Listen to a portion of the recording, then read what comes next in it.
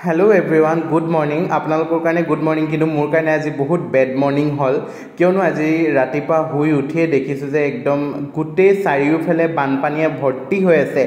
এৰাতি ভিতৰতে এনেকুৱা বানপানী হৈ গল মই ভাবা নাছিলো এফালে চক একদম ঘৰত সোমাও হৈ গৈছে গুটে চোতাল পানীৰে ভৰ্তি অকল চোতাল বুলিয়ে নহয় আপোনালোকক মই আৰু দেখাম গুটে চাৰিওফালে আপোনালোকক মই উলাই গৈছো এতিয়া যেহেতু বাহিৰলে উলাই পেলাই দেখাইছো চাৰিওফালে নলা ভৰ্তি হৈ গৈছে নলা ভৰ্তি হৈ পানী যেহেতু ড্ৰেইনত যাব পৰা নাই যাব নোৱাৰি এফালে পানী বেক হৈ পেলাই আহি গুটে পানী ভৰ্তি কৰি পেলাইছে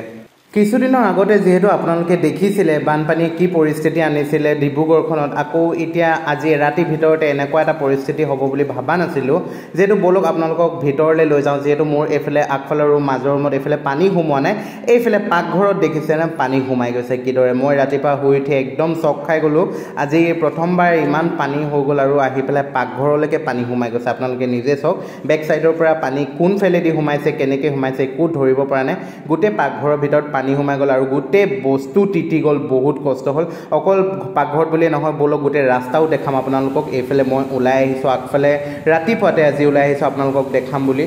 যেহেতু কালিলৈকে ইমান ধুনিয়াকে শুকাই আছিল ৰাস্তাখিনি এৰাতি ভিতৰতে এনেকুৱা অৱস্থা হ'ব বুলি মই একেবাৰে ভাবি পোৱা নাছিলো আপোনালোকে চক ৰাস্তাৰ কি অৱস্থা হৈ গল ঘৰতে এফালে গুটে ৰাস্তা পানী দি ভৰ্তি কৰি পেলালে বৰষুণৰ পানীয়ে যেহেতু বৰষুণ এতিয়া কন্টিনিউ দি আছে বৰষুণ নিদিয়া নহয় বৰষুণটো ৰখিলেহে পানীটো যাব পাৰিব কিন্তু বৰষুণো কন্টিনিউ দি আছে আপোনালোকক যেহেতু মই একেবাৰে আগলৈকে দেখাই আছো আৰু একেবাৰে আগলৈকে আৰু মই কেবা জায়গাটো যাম যেহেতু ক'ত পানী হৈছে যেহেতু উলাই আহিয়ে মই পানী পাইছো ৰাস্তাত এনেদৰে পানী আকৌ ভৰ্তি হৈ গল আপোনালোকে যেহেতু মোৰ ইগিটা ভিডিঅ'ত দেখিবলৈ পাইছিলে কেনেকুৱা বানপানী পৰিস্থিতি আছিল আৰু আজি ৰাতিপুৱাই শুই উঠি আকৌ এনেকুৱা পৰিস্থিতি পালো হঠাতে মই ভাবিয়ে পোৱা নাছিলো যে এনেকুৱা হ'ব বুলি এফালে চক এনেদৰে গাড়ী মটৰ চলিবলৈ ষ্টাৰ্ট কৰি দিলে আৰু এইফালে আকৌ এইফালে যোনফালে গুটে গলিয়ে পানী ভৰ্তি হৈ গৈছে এটো হৈছে গ্ৰেহাম বজাৰ ডিব্ৰুগড় গ্ৰেহাম বজাৰৰ গলি চক এইফালে দি শিশু ভাৰতী স্কুলখন পাইগে আৰু এইফালে স্কুলৰ ল'ৰা ছোৱালী এইফালে দিয়ে কিছুমান গৈ আছে যেহেতু এনেকে জোতা হাতত লৈ পেলাই তেওঁলোকে স্কুললৈ গৈছে আৰু এইফালে মই ৰাতিপুৱাই দেখাইছো সব গুটে ঘৰত মানুহৰ ঘৰত পানী সোমাই গৈছে অকল মোৰ ঘৰত বুলিয়ে নহয় মোৰ ঘৰতটো বাৰু অকল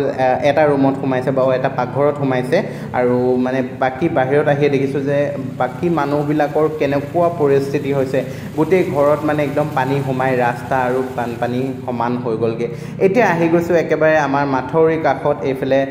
ৰাস্তাটোৰ ভিতৰলৈ সোমাই আহি পেলাই মই মাথৌৰিলৈ আহি গৈছো আহি পেলাই সব আপোনালোকে এইফালে পানী বিওপি আছে এইফালে পানী দেখিছে ন এডাল পাইপ হয় ইফালৰ পৰা পানী এইফালে আহি আছে কিন্তু এইফালেও ৰাস্তা আৰু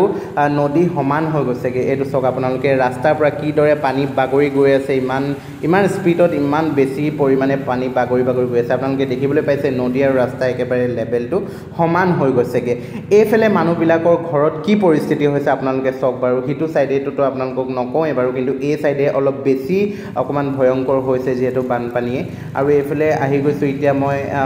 আমাৰ পল্টন বজাৰ এইফালে ডিব্ৰুজানৰ ফালে ইয়াতে আহি পেলাই চাইছো ইয়াতো মানুহৰ গুটে ঘৰে পানী সোমাইছে এইফালে মোৰ লগৰটোৰো ঘৰ আছে তাহাঁতৰ ঘৰত যেহেতু পানী সোমাই গৈছে সিহঁতি গমেই নাপায় ৰাতিপুৱা মই গৈ উঠালো তাহাঁতক তাৰ পিছতে বোলো উচুন বোলো কি কৰি আছে তাহাঁতি কৈছে মই পানী সোমাইছে নি সিহঁতি কৈছে না সোমোৱা নাই কিন্তু শুই উঠি দেখিছে তাহাঁতৰো গুটে পাকঘৰত পানী ভৰ্তি হৈ আছে এইফালে ৰাস্তা একদম নলা ৰাস্তা সব সমান হৈ গৈছেগে কি কৰিব মানে এতিয়া উপায় নাই চক এইটো সাইডে আহি গৈছো এতিয়া মই এইফালেও আহি গৈছো সব চাৰিওফালে মানে অকল এটা সাইড বুলি নহয় চাৰিওফালে গৈছো যোনফালে গৈছো কেৱল বানপানী আৰু বানপানী এনেদৰে যদি হৈ থাকে তেনেহলে বহুত দিগদাৰ হ'ব কি কৰিম একো উপায় বিচাৰি পোৱা নাই যেহেতু ড্ৰেইনো ভৰ্তি হৈ গৈছে কাকো দুখি পেলাই লাভ নাইকিয়া যেহেতু বানপানীৰ বাবে কোনোৱে একো কৰিব নোৱাৰা হৈ গৈছে আৰু সকলো ৰাস্তা নলা আৰু এফালে ড্ৰেইন সকলোখিনি বন্ধ হৈ গৈছে কিন্তু কি কৰিব এটা একো উপায় নাই কেৱল আকৌ আমি ৰ'দটোৰ কাৰণে অপেক্ষা কৰিব লাগিব আপোনালোকক তাকে আজি ভিডিঅ'টো দেখালো পটককে এৰাতিৰ ভিতৰতে কেনেদৰে ডিব্ৰুগড়খনত আকৌ বানপানীয়ে ডুবুৱাই পেলাইছে আপোনালোকেও দেখিবলৈ পালে যেহেতু ব্লগটো ইয়াতে আজিলে সামৰণি মাৰিছো আকৌ এটা নতুন ব্লগ লৈ অতি সোনকালে আহি আছো আৰু কিবা পৰিস্থিতি হ'লে আপোনালোকক জনাম বাৰু